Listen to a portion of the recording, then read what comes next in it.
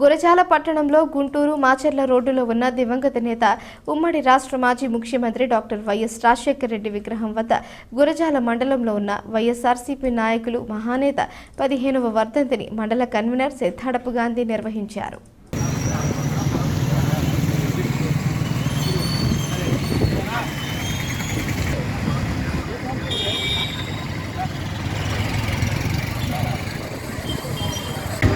అమరజీవిగా ముద్ర వేసుకున్న doctor YS Rajasekhara Reddy గారి వర్ధంతి సందర్భంగా ఆయనకు గురజాల మండల పట్టణ వైఎస్ఆర్ కాంగ్రెస్ పార్టీ ఘనంగా నివాళులు అర్పిస్తుంది.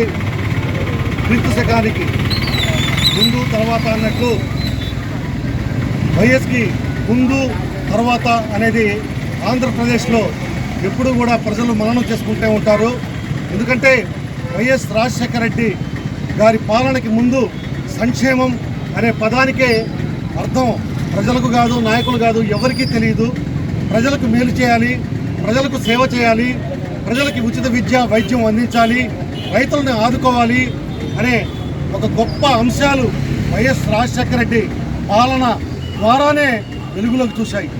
అప్పటి వరకు కూడా వైద్యం కోసం కానీ విద్య కోసం కానీ లక్షలు ఖర్చు పెట్టుకుని ఇళ్ళు పొలాలు తాకట్టు పెట్టుకుని ఆత్మహత్యలు చేసుకుంటూ ప్రజల దుర్భర స్థితిని అనుభవిస్తుంటే ఆయన ఫీజు రీయింబర్స్మెంట్ ద్వారా ఉచిత విద్యని, ఆరోగ్యశ్రీ ద్వారా ఉచిత వైద్యాన్ని పేద ప్రజలకి అందుబాటులోకి తెచ్చి ఒక గొప్ప శకాన్ని సృష్టించి భారతదేశంలోనే ఒక నవయుగ వైతాళికుడిగా ఆవిర్భవించి దేశానికే ఆయన ఆదర్శంగా నిలిచారు.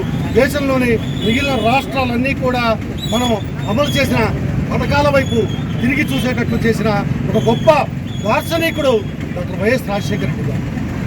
ఆయన రైతుల సంక్షేమానికి ఒక జలయజ్ఞాన్ని ప్రవేశపెట్టి రైతుల గుండెల్లో చిరస్థాయిగా నిలుచుకున్నారు. అందుకే ఆయన భౌతికంగా దూరమైనా కూడా ఆంధ్రప్రదేశ్ 2 తెలుగు రాష్ట్రాల ప్రజల గుండెల్లో మాత్రం ఆయన ఇంకా కొలువయ్యే ఉన్నాడు.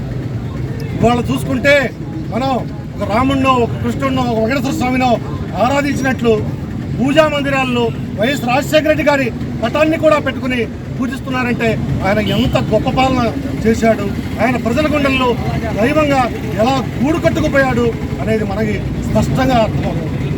ఆ డాక్టర్ వైఎస్ రాజశేఖర రెడ్డి గారి అద్భుతమైన పాలనని ఒక్కసారి మనం అందరం కూడా గుర్తు చేసుకుంటూ ఆయన మంచిని, ఆయన మానవత్వాన్ని మనం వారసత్వంగా తీసుకోవాలి.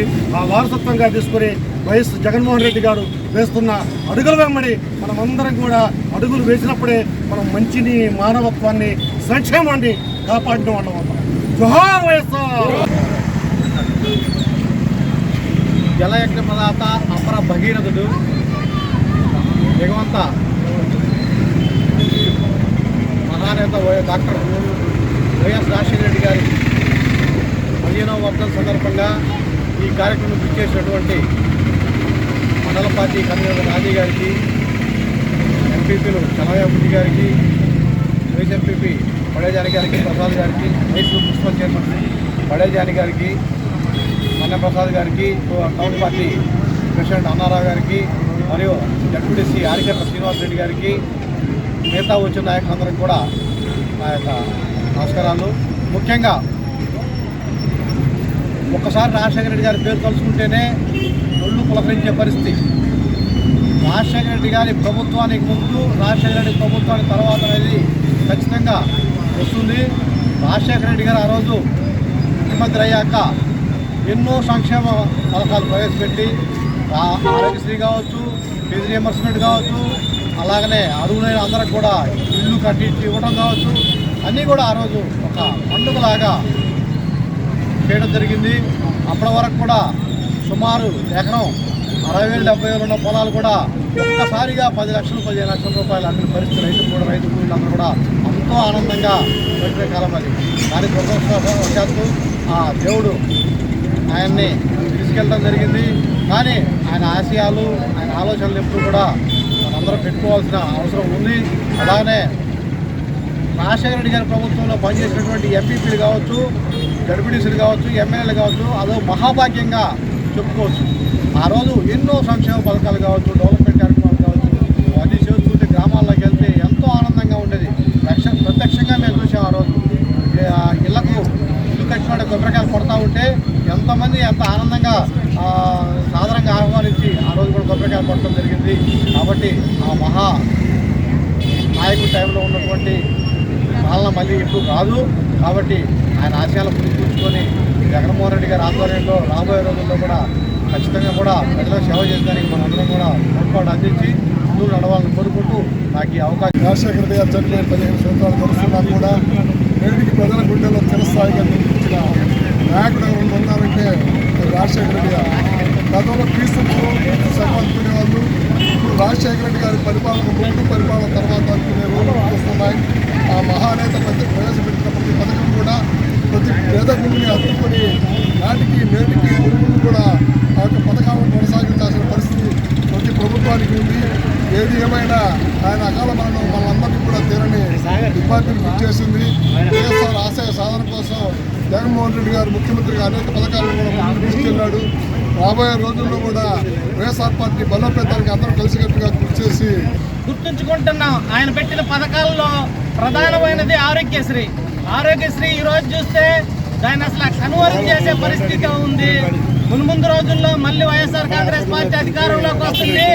మళ్ళీ జగనన్న గతంలో ప్రవేశపెట్టినటువంటి సంక్షేమ పథకాల కంటే ఇంకా ఎక్కువ సంక్షేమ పథకాలని ప్రవేశపెట్టి మన రాష్ట్ర అభివృద్ధిని కూడా కొనసాగిస్తాడని మేమందరం ఆకాంక్షిస్తూ అందరం కలిసికట్టుగా వైఎస్ఆర్ కాంగ్రెస్ పార్టీని ఇంకా బలోపేతం చేస్తామని ప్రజల తరపున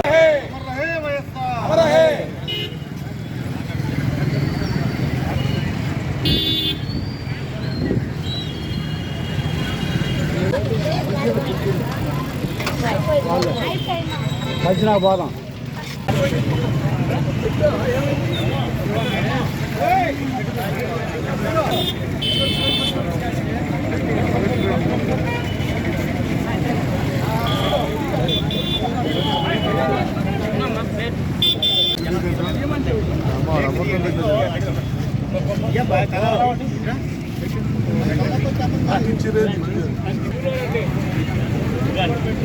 అటు పోయి పో